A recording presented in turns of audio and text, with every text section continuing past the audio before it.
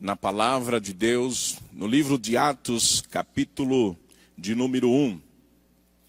Nós estaremos lendo o versículo 1 e o versículo 2 e depois o versículo 8, que diz assim: Fiz o primeiro tratado, ó Teófilo, acerca de tudo que Jesus começou, não só a fazer, mas a ensinar, até o dia em que foi recebido em cima, depois de ter dado mandamentos pelo Espírito Santo aos apóstolos que escolhera. Versículo de número 8. Mas recebereis a virtude do Espírito Santo que há de vir sobre vós, e sereis testemunha tanto em Jerusalém, como em toda a Judeia e Samaria, e até aos confins da terra. Com a ajuda da pessoa bendita do Espírito Santo, eu quero falar um pouquinho sobre virtude, sobre poder.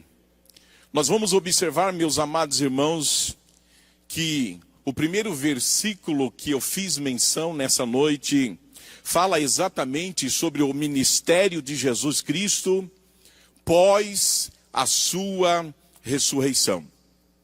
Nós sabemos que Jesus ele tinha uma preocupação muito grande com respeito ao ensinamento, ao discipulado.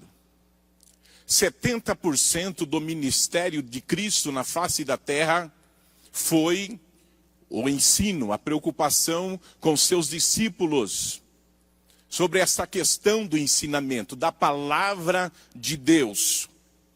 Por isso que, quando nós falamos aqui que Jesus começou não só a fazer, quando eu falo fazer, eu estou falando de ações. E quando eu falo de ensinar, eu estou falando da parte teórica, do ensinamento. E nós sabemos que Jesus, ele tinha essa preocupação. O tanto que em Mateus capítulo 5, quando Jesus chega até aquele local e ele observa aquela multidão, ele sobe a um lugar de destaque. Ele sobe a um monte. E ali ele abre a sua boca e começa a ensinar aquele povo. Naquela época não tinha essa tecnologia que nós temos hoje. Um retorno bom, umas caixas de som maravilhosas, como nós temos aqui. Mas note que algo sobre-humano acontecia, porque toda a multidão era alcançada com as palavras de Jesus. Então, Jesus ele tinha essa preocupação. E ele vai trazer algumas instruções aos seus discípulos. No Evangelho de São João, ele vai falar com os seus discípulos acerca das últimas instruções, acerca do Consolador que viria, da pessoa do Espírito Santo. E ali ele tem uma conversa com os seus discípulos, no Evangelho de São João, capítulo 16, o versículo 8. E quando ele vier, convencerá o mundo do pecado, da justiça e do juízo. E Jesus estava falando acerca da terceira pessoa da Trindade, que se chama Espírito Santo de Deus. E nós sabemos que nas últimas instruções, ele diz aos seus discípulos: olha, eu vou morrer, eu vou padecer, mas ao terceiro dia eu vou ressuscitar. E tudo isso aconteceu. Jesus pagou um alto preço na cruz do Calvário por toda a humanidade para cumprir o plano divino da salvação. Nasceu, cresceu, andou nas terras da Palestina, aos 30 anos de idade começou o seu ministério e bastou apenas 3 anos para revolucionar o mundo todo através da sua morte vicária na cruz do Calvário. E ao terceiro dia ele ressuscitou. E quando Jesus ressuscitou, ele aparece novamente aos seus discípulos, que estavam tristes, que estavam cabisbaixos, que estavam sem força, porque eles não tinham ninguém que o consolasse. E Jesus ficou ali durante 40 dias, instruindo os seus discípulos. E a última ordem foi essa, que eles fossem para Jerusalém, até que do alto eles fossem cheios do Espírito Santo de Deus. E eles obedeceram à voz de Cristo. E nós vamos observar aqui, os discípulos, eles fizeram uma campanha. Eles começaram a orar. E nós vamos observar que em Atos, capítulo de número 1, versículo 14, a Bíblia diz que todos estes perseveraram unanimemente em oração e súplicas com as mulheres e Maria, mãe de Jesus, e com seus irmãos. Eles estavam em propósitos, eles estavam em campanha, porque eles estavam debaixo de uma promessa. E a promessa era essa, que eles receberiam poder, receberiam virtude para ser testemunha. A palavra virtude quer dizer poder. Poder vem de uma palavra, ou virtude vem de uma palavra grega, que quer dizer dunamis. Dunamis quer dizer dínamo, dinamismo e dinamite. Então a palavra de Deus está querendo dizer que quem recebe poder, quem recebe virtude, recebe dínamo, recebe dinamismo e recebe dinamite. Esta era e foi a promessa para os seus discípulos, que eles iriam receber essa virtude. E eles estavam nessa expectativa. Dínamo é uma máquina que gera eletricidade. E imagine só você com um veículo sem dínamo. Nós sabemos que o carro, ele depende da bateria para andar. Não somente do combustível, porque é exatamente a bateria que vai transmitir dínamo. E a virtude aqui, ela é chamada de dínamo. Outro sim, dinamismo. Dinamismo quer dizer vitalidade, aquele que demonstra energia. E por fim, dinamite. Dinamite é um explosivo de grande poder à base de nitroglicerina. Então observe só, meus amados irmãos, tudo isso em uma palavra só, que se chama poder, que se chama virtude. Note bem que a vida dos discípulos estava para ser mudada através do poder do Espírito Santo de Deus. Nós, os servos de Deus, a igreja do Senhor, precisa dessa virtude. A obra social, ela precisa dessa virtude. Note bem, irmãos, nada na casa do Senhor pode ser feito sem essa virtude. Nós sabemos que nos dias dos apóstolos, a igreja estava crescendo. Depois que eles foram cheios do Espírito Santo, no capítulo 2, nós sabemos que a promessa desceu, a virtude desceu sobre os apóstolos de Jesus Cristo. E nós sabemos que naqueles dias, conforme Atos capítulo 6, crescendo o número dos discípulos, houve uma murmuração dos gregos contra os hebreus, porque as suas viúvas eram desprezadas no ministério cotidiano. E os 11 fizeram então uma reunião, eles convocaram a multidão dos discípulos e disseram: não é razoável que nós deixemos a palavra de Deus e sirvamos as mesas. Escolhei, pois, dentre vós, irmãos, 7 varões de boa reputação, cheios do Espírito Santo e de sabedoria, aos quais constituamos sobre este importante negócio. Que importante negócio era esse, igreja do Senhor? Era exatamente a obra social.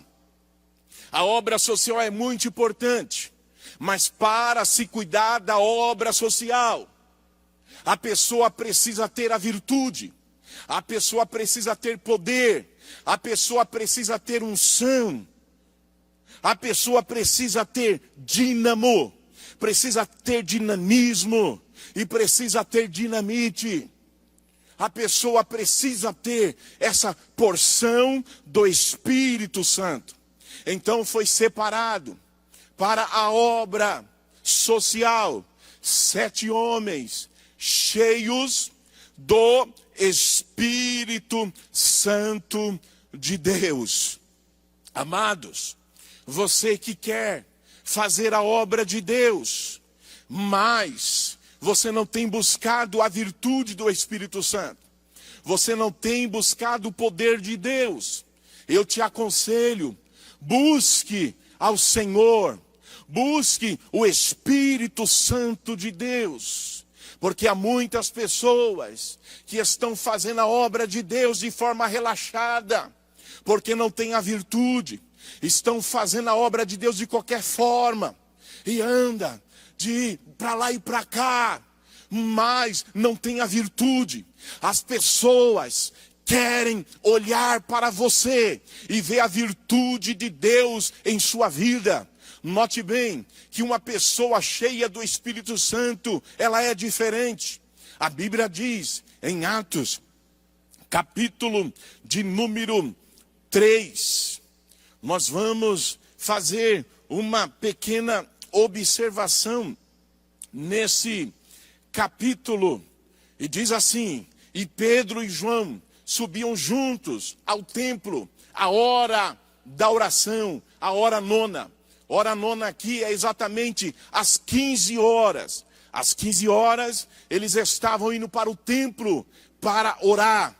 E eles estavam cheios da virtude.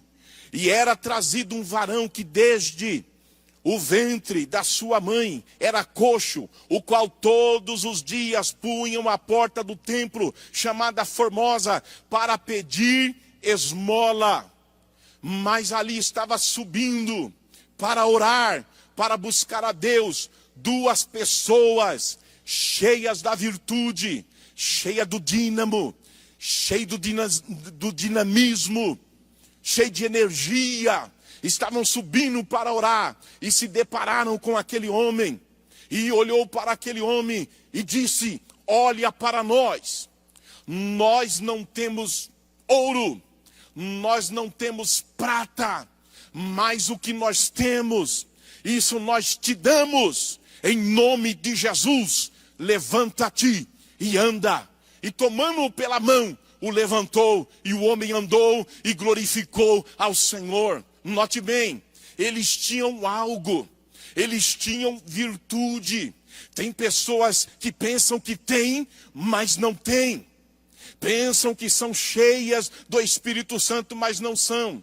Note bem, o servo de Deus, a serva de Deus tem que ter algo.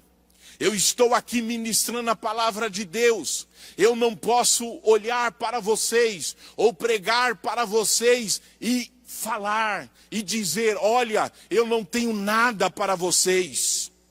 Então esse não é o meu lugar. Se eu não tenho nada, esse não é o meu lugar. Note bem que eles tinham algo, eles tinham a virtude do Espírito Santo. Todo crente, eles têm que ter algo para dar para o povo. Eles têm que ter algo para dividir. e Pedro e João, eles estavam cheios da virtude do Espírito Santo de Deus. Olhando para a passagem de Isaías, nós sabemos que nós temos ali um tema, que as mãos do Senhor não está encolhida, para que não possa salvar, nem os seus ouvidos tapados, para que não possa ouvir. Isaías, capítulo 59, é o tema dessa campanha. Mas note bem, meus amados irmãos, que o mesmo Isaías, que está profetizando, que está trazendo um relato para o povo, ele precisava de uma mudança. Nós vamos observar que, a partir do capítulo 1 de Isaías, Deus vem falando através do profeta. E o profeta começa a falar com o povo. E o versículo 3 que me chama a atenção, o profeta diz o seguinte: o boi conhece o seu possuidor, e o jumento a manjedoura do seu dono. Mas Israel não tem conhecimento, o meu povo não entende. Note bem, irmãos, que o profeta, a palavra está falando exatamente da ignorância do povo, a ausência de conhecimento. A palavra ignorância quer dizer ausência de conhecimento. Quando você ignora algo, é porque você não conhece. Você que antes não pertencia a Jesus, você ignorava o evangelho, falava mal dos pastores, falava mal das igrejas, mas a partir do momento que você passou a ter o conhecimento de Deus, da pessoa de Jesus Cristo, e o aceitou como único e suficiente Salvador, chegou o conhecimento da verdade na sua vida e tudo mudou. E o povo, nos dias de Isaías, estavam distante do conhecimento. E nós vamos observar, amados, que o profeta Isaías, ele vai começar a pronunciar alguns ais para este povo. O primeiro ai está no capítulo 1 e o versículo 4, que ele diz o seguinte: ai da nação pecadora, do povo carregado de iniquidade. Ele vai continuar a profetizar mais alguns ai. Em Isaías capítulo 3, o versículo 9, a última parte ele diz: ai da sua alma, porque se fazem mal a si mesmo. O versículo 11 do mesmo capítulo ele diz: ai do ímpio, mal lhe irá, porque a recompensa de suas mãos se lhe dará. Então nós vamos observar que Isaías, ele vem falando, ele vem profetizando. E Isaías, ele também vem tendo algumas visões. E no capítulo 5, versículo 8, ele vai profetizar mais um ai. Ai dos que ajuntam casa a casa, reúnem herdade a herdade, até que não haja mais lugar, e fiquem como únicos moradores da terra. E não para por aí. No versículo 18 ele continua: ai dos que puxam pela iniquidade com cordas de vaidade, e pelo pecado como se fosse com cordas de carros. E ele continua, versículo 20: ai dos que o mal chamam bem, e o bem mal. Versículo 22: ai dos que são poderosos para beber vinhos. Aí ele vem profetizando e apontando para o povo o seu pecado. Só que note bem, Isaías estava profetizando, Isaías estava tendo visões, mas Isaías estava precisando de um encontro genuíno com Deus. Mas espera lá, pastor, existe isso? A pessoa pode profetizar, a pessoa pode até pregar, a pessoa pode até entregar profecias, sem ter tido um encontro com Deus? Sim, meu amado, isso é bíblico, porque nós vamos observar que, quando Isaías, no capítulo de número 6, no ano em que morreu o rei Uzias. Note bem, agora a situação vai mudar, porque ele vai parar de olhar para a direita, para a esquerda, para fulano, para ciclano. Ele vai parar de apontar, porque agora ele vai ser impactado com a glória de Deus. E a Bíblia diz claramente: no ano em que morreu o rei Uzias, eu vi o Senhor assentado sobre um alto e sublime trono, e o seu séquito enchia o templo. Os serafins estavam acima dele, cada um tinha 6 asas, com 2 cobriam os seus rostos, e com 2 cobriam os seus pés, e com 2 voavam, e clamavam uns para os outros, dizendo: Santo, Santo, Santo é o Senhor dos exércitos, toda a terra está cheia da sua glória.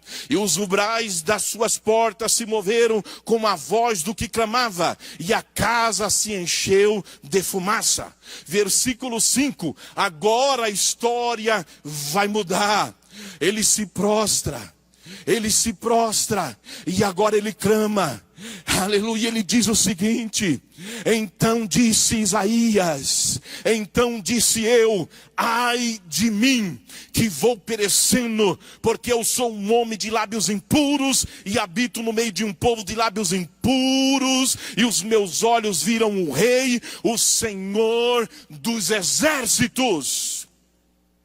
Observe só, meus amados irmãos, Isaías profetizava, Isaías tinha visão, mas ele ainda não tinha tido um encontro genuíno com Deus. Há muitas pessoas que pregam, há muitas pessoas que falam, há muitas pessoas que profetizam, há muitas pessoas que até mesmo revelam, mas ainda não tiveram um encontro genuíno com Deus, um encontro genuíno com a palavra, porque no momento em que eles forem impactados com a palavra de Deus, com a visão do céu, eles vão parar de apontar para A, eles vão parar de apontar para B, e vai apontar para si mesmo, e eles vão falar: ai de mim! Porque eu preciso de arrependimento, eu preciso mudar, os meus lábios são impuros.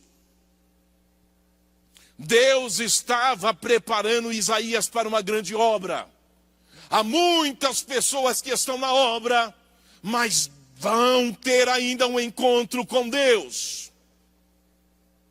E nós vamos entender que foi exatamente a partir do capítulo 6... que Isaías se tornou o profeta messiânico, depois que ele teve um encontro com Deus. Para resumir a mensagem nessa noite, o que eu quero dizer com tudo isso, meus amados irmãos? Que Deus, Ele começa a obra em mim. É a partir do pastor Reginaldo que está ministrando. É a partir do altar.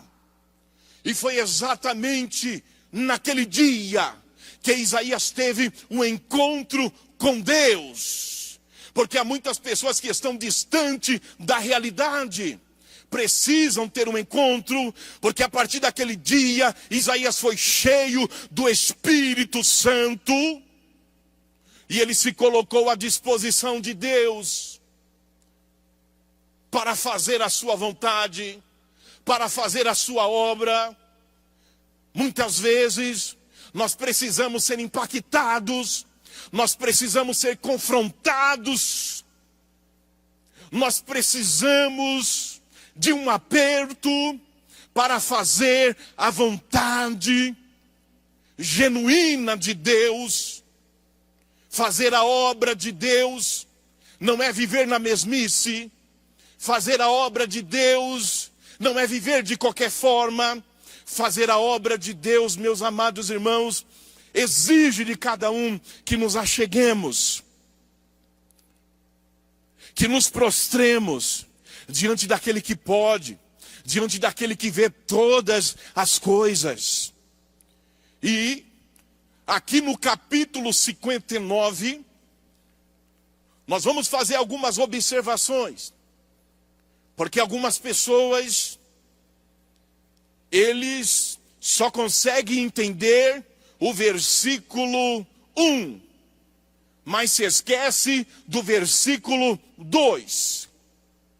O versículo 1 diz: eis que a mão do Senhor não está encolhida para que não possa salvar, nem o seu ouvido agravado para não poder ouvir.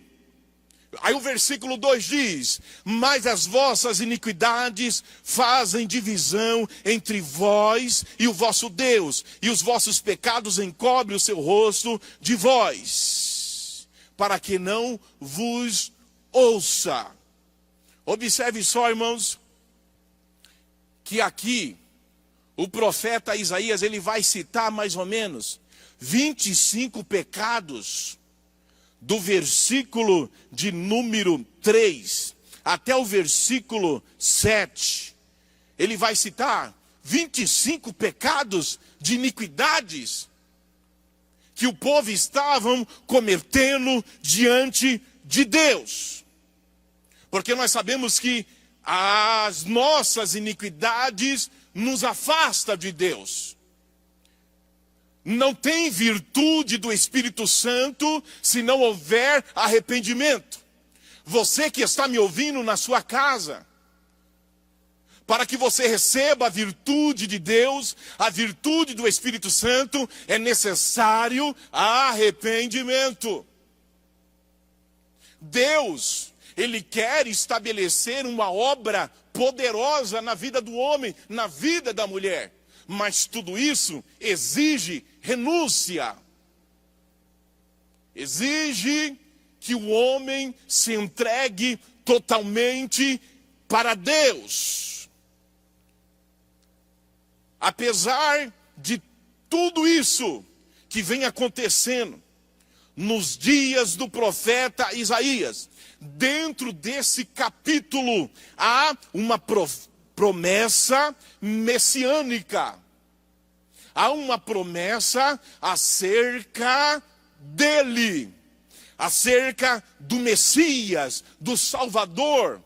Apesar de todas as iniquidades, o capítulo 59, o versículo 20 e o versículo 21 aponta para o advento do Messias, aponta para o Salvador, aponta para aquele que viria em breve. Porque nós sabemos que essa mensagem foi profetizada por Isaías 700 anos antes do advento do Messias. E nós sabemos que essa promessa veio. Esse Jesus maravilhoso, que Isaías faz menção dele no capítulo 9, acerca do maravilhoso, do conselheiro, do Deus forte, do Pai da eternidade, do príncipe da paz. Essa promessa se concretizou, trazendo luz, trazendo salvação para toda a humanidade. Aleluia! E hoje nós temos essa esperança. Nós vamos observar que Isaías, ele continua tratando esse povo, mas o povo estava distante de Deus. Mas Deus, Ele sempre tem um projeto novo para o seu povo. Ele tem um projeto novo para a sua igreja. Quem sabe você caiu. Quem sabe você se afastou de Deus. Você se afastou dos caminhos do Senhor. Mas eu quero dizer algo para você nessa noite. Deus tem um projeto novo para você, para a sua casa, para a sua família. Deus tem algo na sua vida. Mas não continue inclinado. Não continue nessa situação. Se levante hoje, porque o Todo-Poderoso está falando contigo. O Todo-Poderoso te traz renovo, salvação, libertação. E eu quero profetizar sobre a sua casa, sobre a sua família, restauração. Porque a igreja, ela é o hospital, ela é o pronto-socorro. E o Senhor, Ele quer cuidar de você, Ele quer tratar você. Então escute a palavra de Deus e saiba que para você tem saída. Quem sabe alguém apontou o dedo para você e disse: você não tem saída, você não tem solução. Mas eu quero dizer, eu aponto para você e te digo: você tem saída. Para você tem solução sim, para você tem escape sim, porque Ele veio para perdoar os seus pecados, Ele veio para mudar a tua história, e além de mudar a tua história, Ele vai derramar sobre você a virtude do Espírito Santo de Deus. O Espírito Santo de Deus, Ele está aqui hoje, e está falando contigo: filha, volte hoje. Filho, volte hoje. Você que não é evangélico, que está ouvindo a palavra de Deus, tome uma atitude hoje. Receba Jesus no seu coração. Note bem que há muitas pessoas que procuram felicidades em vários lugares, mas esse vazio continua. Eu quero dizer para você que há um vazio dentro do homem que só cabe Deus. Há um vazio dentro da mulher que só cabe Deus. Só Deus pode preencher esse vazio. E é sobre esse Deus que eu estou ministrando nessa noite. Receba Jesus hoje no teu coração como único e suficiente Salvador da sua alma.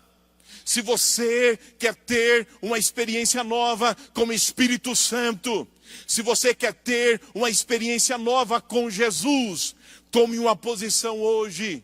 Porque Ele quer te abraçar hoje, Ele quer te alcançar. E assim como Ele levantou multidões no passado, e tem levantado multidões através da obra de Deus na terra, Ele vai te levantar também. Creia nessa palavra. Confie no Senhor. Aleluia. E o Espírito Santo de Deus descerá sobre você. Há uma promessa para a pessoa que aceita Jesus. Essa promessa está lá em Efésios, capítulo 1, versículo 13. No momento em que a pessoa aceita Jesus, ela recebe o penhor. A palavra penhor quer dizer herança. Herança é algo deixado de pai para filho.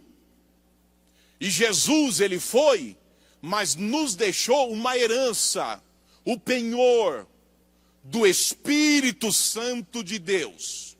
E depois que você escuta a palavra de Deus, e você levanta as tuas mãos aceitando a Jesus, confessando com a tua boca a Jesus como único e suficiente Salvador. A Bíblia diz lá em Efésios, capítulo 1, versículo 13, a primeira coisa que você recebe é o selo do Espírito Santo. Eu não estou falando do batismo como Espírito Santo.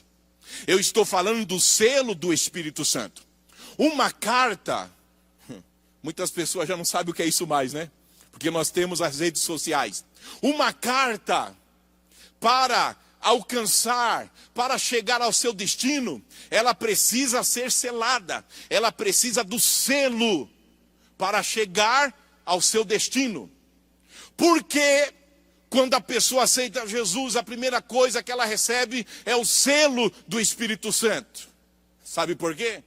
Porque se o arrebatamento acontecer hoje, ou se você partir para a eternidade hoje, você tem um selo. Aleluia. E quando a pessoa tem o selo, ela tem um destino certo. E o destino da pessoa que tem o selo, aleluia, se chama os céus, o paraíso. Nós precisamos entender que a nossa cidade eterna não é a grande São Paulo. Nós precisamos entender que o nosso país eterno não é o Brasil.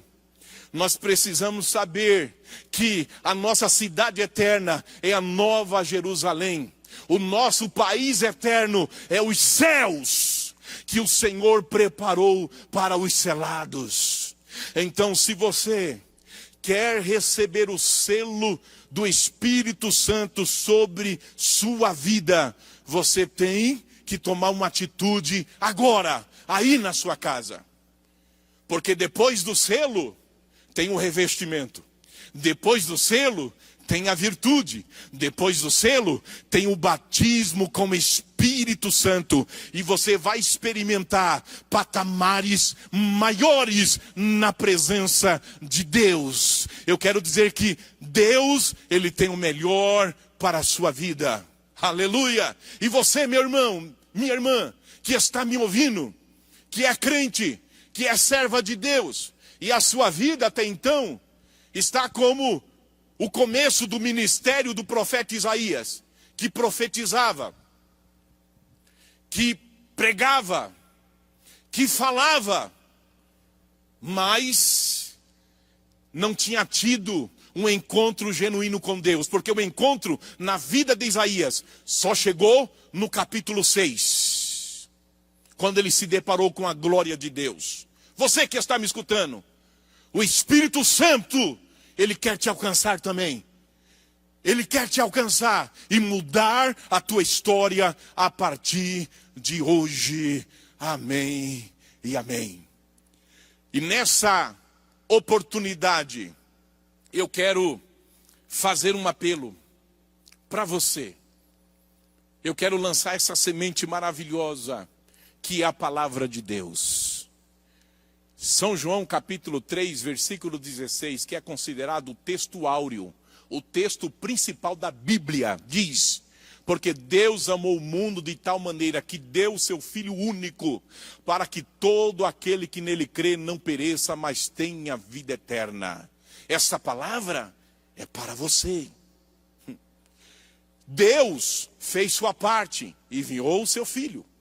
O Filho fez a sua parte, morreu por nós na cruz do Calvário, ao terceiro dia ressuscitou. O Espírito Santo também já fez a sua parte, já desceu, já está entre nós. Agora você tem que fazer algo que Deus Pai, que Deus Filho e que Deus Espírito Santo não pode fazer por você. E qual é, pastor? Confessa os seus pecados aí na sua casa agora. Confessa a Jesus como único e suficiente Salvador. Você que vai aceitar Jesus, aí na sua casa, nesse exato momento, se prostre agora na presença do Todo-Poderoso e diga comigo essas palavras: Senhor Jesus, eu te aceito como único e suficiente Salvador da minha alma. Perdoa todos os meus pecados. Escreva o meu nome no livro da vida. Amém.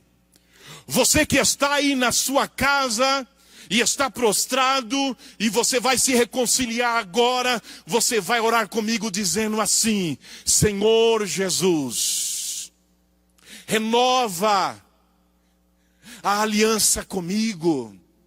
Volta a dar-me alegria do teu Espírito Santo. Perdoa todos os meus pecados. E coloca em mim, ó Pai, vestes novas. E faça comigo, Pai, uma nova aliança. Perdoa todos os meus pecados. Ó Deus, eu me reconcilio contigo nessa noite. E eu te peço, Senhor, segura as minhas mãos e não me deixes cair novamente. Amém.